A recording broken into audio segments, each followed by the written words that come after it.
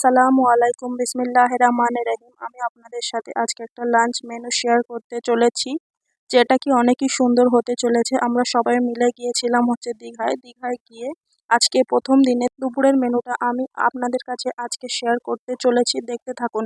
কিছুই না, প্রথমে ছিল হচ্ছে প্লেটে ভাত, লেবু, পেঁয়াজ, মুগের ডাল ছিল ঘন করে, তারপরে ছিল মাছের মাথা দিয়ে, কুমড়ো দিয়ে, পুঁই শাক দিয়ে একটা তরকারি, ছ্যাঁচড়া বলে অনেকে, ঝিঙে আলু পোস্ত ছিল, তারপরে ছিল মাছের ঝোল। প্রথমেই ডাল দিয়ে, লেবু দিয়ে আর ঝিঙে পোস্ত দিয়ে খেতে চালু করলাম। অনেকটাই সুন্দর ছিল। ঝিঙেটা একটু পেকে গিয়েছিল, তাই তাই কিরকম ভিতরে জালি জালি হয়ে গিয়েছিল, তাও আমি খেতে ছাড়িনি। ঝিঙে দিয়ে খাবার পর আমি ছাঁচড়া দিয়ে খাবার পর আবারও নেব হচ্ছে ডাল। ডালটা আমাকে অনেকটাই ভালো লাগলো, তাই আমি সবাই বাটিতে ডাল ঢেলে ঢেলে নিয়ে নিয়েছিলাম, কারণ অনেকেই ডাল খায় না।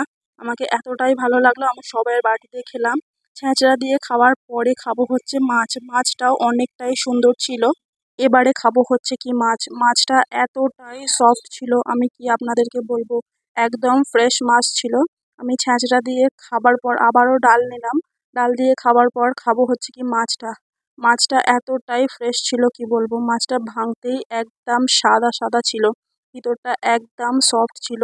তাই সবাইয়েরই মাছটা পছন্দ হয়েছে, আমাকেও মাছটা অনেক পছন্দ হয়েছে। খাওয়া দাওয়া বেশ ভালোই ছিল আমাদের সবাইয়ের। মাছটাকে ভেঙেই দেখলাম এতটাই ফ্রেশ যে মনটা অনেকটাই ভালো হয়ে গিয়েছিল। কোনো জায়গায় মাছ খেলে এতটা ফ্রেশ হয় না, বাসি মাছ থাকে, তাই অনেকটাই মনটা খারাপ থাকে, কারণ একটা কিরকম স্মেল বের হয়।